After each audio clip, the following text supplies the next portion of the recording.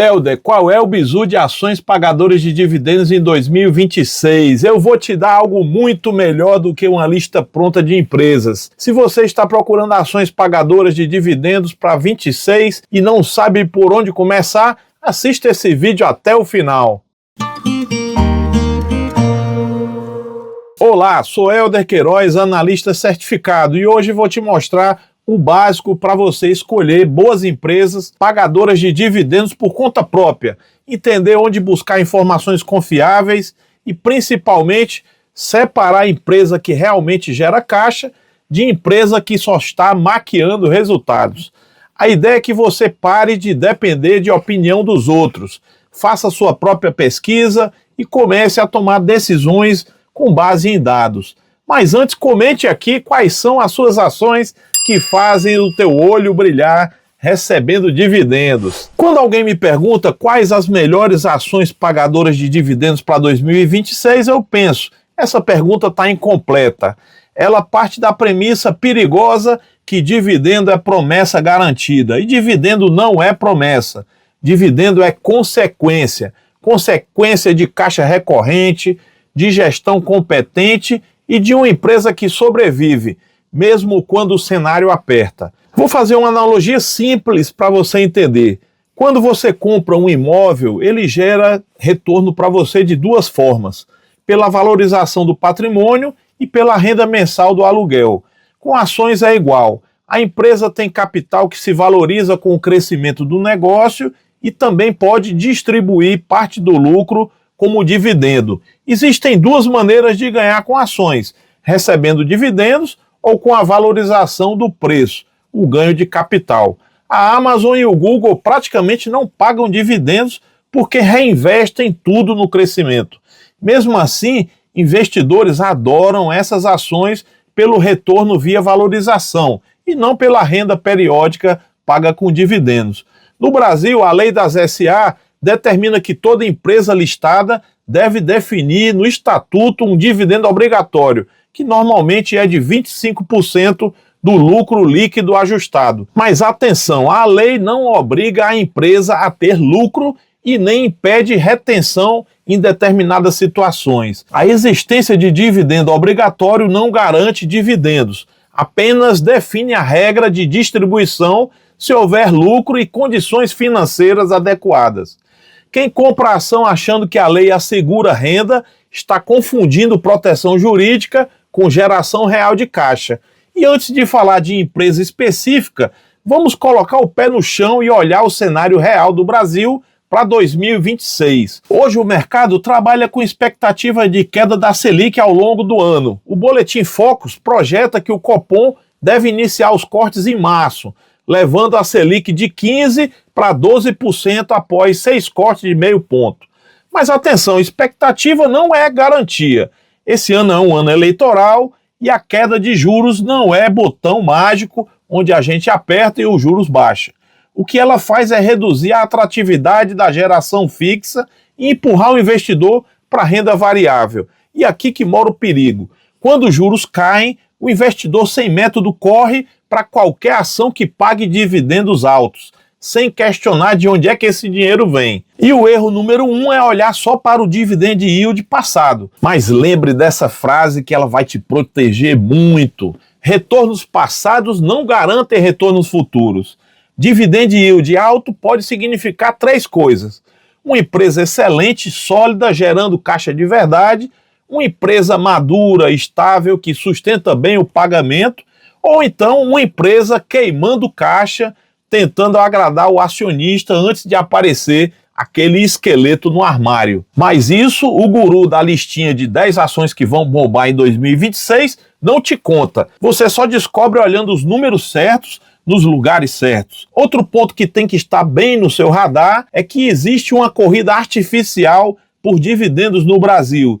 E ela vem do medo da tributação futura, das mudanças em regras fiscais e da incerteza política. E isso tudo faz as empresas anteciparem os pagamentos de dividendos. E isso é perigoso porque você confunde um evento pontual com uma renda recorrente. Lembrando que normalmente os dividendos vêm acompanhados de uma desvalorização no preço das ações. Ou seja, se você tem R$ 200 no bolso direito, você passa a ter R$ 100 em cada bolso. Dividendos altos agora não garantem dividendos altos daqui para o futuro. Então a pergunta certa não é quais ações vão pagar mais dividendos. A pergunta certa é quais ações têm forças para atravessar 2026 se mantendo viva, saudável e gerando caixa operacional positivo. Empresas com negócios simples e transparentes, que não dependem de milagres macroeconômicos, que pagam suas dívidas, investem no negócio e que ainda sobra dinheiro para distribuir. E agora, de forma prática, eu vou te passar 5 critérios, dentre outros, que você pode utilizar para avaliar ações que pagam dividendos. O primeiro é geração de caixa recorrente. O lucro contábil ele não paga dividendos. Caixa paga sim. Por exemplo, uma empresa de energia elétrica que tem concessão de transmissão recebe todo mês pela disponibilidade da linha, independente de quanto de energia passou ali. Isso é caixa recorrente. Compare agora com a construtora que depende de vender imóveis. O lucro aparece no balanço quando a empresa lança o empreendimento, mas o dinheiro só entra aos poucos, ao longo de anos. A empresa pode dar lucro no papel e está quebrando na prática. Você vai direto no DFC, que é a demonstração de fluxo de caixa, e procura caixa gerado pelas operações. Se esse número é positivo e consistente, trimestre após trimestre, é um bom sinal. O segundo critério é o endividamento sob controle. Uma empresa muito endividada vira refém de bancos e de taxa de juros. Empresas de energia que se endividaram pesado em dólar é um exemplo. Quando o câmbio disparou e os juros subiram, o que era dividendo virou pagamento de dívida. Na prática, dê uma olhada na relação dívida líquida sobre o EBITDA. Acima de 3, 3,5 é um sinal amarelo. Já acima de 4, a empresa está vulnerável. Se o juro subir de novo, ela vai cortar dividendo para honrar a dívida. O terceiro critério é ter um modelo de negócios compreensível. Se você não entende como a empresa ganha dinheiro, você não entende o risco. Por exemplo, uma empresa de saneamento, ela capta água, trata, distribui e cobra a conta do consumidor. Ela tem uma receita mensal, tem uma clientela cativa e obrigatória e uma demanda previsível. Dá para entender em 30 segundos. Então agora pegue aquela empresa de tecnologia que tem 15 páginas de negócio, licenciamento, SaaS, Marketplace, IA. É um negócio difícil de conseguir entender e muito menos de ter uma previsibilidade de caixa para daqui a 2 anos. Então não invista em negócios que você não consegue explicar em 2 linhas. Quarto, manter sob controle o CAPEX, que é Capital Expenditure. CAPEX é o dinheiro que a empresa gasta para manter, expandir ou melhorar seus ativos. São despesas de capital na prática. Por exemplo, empresas de telecomunicações precisam investir pesado sempre em infraestrutura, 5G, expansão de fibra ótica, são investimentos obrigatórios. E se ela não investir, ela vai perder mercado, vai perder competitividade. Como o CAPEX consome caixa, sobra menos dinheiro para pagar os dividendos.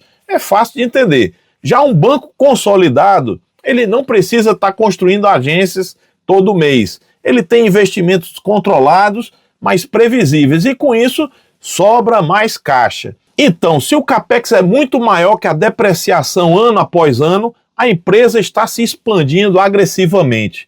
Não combina, então, com uma boa pagadora de dividendos consistente. O quinto critério, mas não menos importante, é o histórico de respeito aos acionistas, a nós, sócios da empresa. Uma empresa que corta dividendos em toda crise não é defensiva, ela é oportunista. Então dê uma olhada nos últimos 5, 10 anos. Ela manteve dividendos na crise de 2015 e 2016, manteve na pandemia de 2020.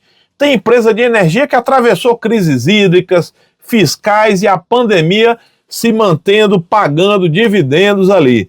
Pode ter reduzido, mas não zerou. Isso, então, é compromisso com os acionistas. Então, vá lá no histórico de proventos na B3 ou então no site de relações com os investidores da empresa e vê se tem consistência ou se é uma montanha russa. Vamos falar agora de alguns setores, mas sem recomendar nada específico. só mostrando onde historicamente podem aparecer boas pagadoras. Na energia elétrica, principalmente na transmissão e geração, as empresas têm contratos longos e receitas previsíveis. Mas tome cuidado com o endividamento delas. Já nos bancos tradicionais, se bem geridos, eles atravessam ciclos ruins melhor do que parece. Mas não confunda banco resiliente com banco que paga o maior dividendo para compensar risco alto. As commodities consolidadas pagam bons dividendos, mas são extremamente dependentes do preço internacional e do ciclo global. Portanto, cuidado redobrado. Já os fundos imobiliários ajudam no fluxo mensal, mas eles não substituem empresas sólidas, porque tem outros tipos de problemas, como a vacância e a inadimplência. Agora, o ponto que quase ninguém ensina: onde pesquisar informações confiáveis para você fazer a sua própria lista. Então vamos começar pela nossa querida CVM e pela nossa estimada B3, porque tem todos os dados que as empresas são obrigadas por lei a divulgar. Esses dados são públicos, acessíveis e confiáveis. Segundo, você pode consultar gratuitamente, mas com alguns limites, plataformas como Status Invest e Fundamentos. Elas organizam indicadores para comparações rápidas, mas nunca decida só com base nesses indicadores. Eles só apontam onde a gente tem que olhar com mais profundidade. Você pode olhar o site de relações com investidores da empresa. Lá tem um relatório de referência, demonstrações financeiras, comunicados oficiais. Você pode acessar as informações direto da fonte. E como os dividendos não vivem isolados da economia, acompanhe também o cenário macro por fontes seguras, como o Banco Central, o IBGE, a Fundação Getúlio Vargas, o FMI e o Banco Mundial. Agora, para você que assistiu até aqui, o que eu não faria buscando dividendos para 2026? Eu não compraria empresas que pagam dividendos financiados por dívida. É uma bomba relógio. Eu não compraria empresa dependente de subsídio governamental. O governo muda, o subsídio pode acabar. Eu também não compraria empresa que vive de dividendo extraordinário recorrente. Se é extraordinário, não é recorrente. Eu não montaria carteira olhando só para o yield mais alto da lista. Isso não é estratégia, isso é loteria. E eu vou deixar uma frase que resume tudo. Dividendos não são rendas passivas mágicas. São consequências da sobrevivência, disciplina e de caixa bem gerido. Se você não entende de onde está vindo o dinheiro que está sendo distribuído, não comemore o dividendo. Como acionista, você tem que questionar a empresa. E se você quer aprender a diversificar seus investimentos, dá uma olhada nesse vídeo aqui. Mas calma, não vai ainda. Se inscreva para fazer o seu dinheiro continuar crescendo. Até a próxima!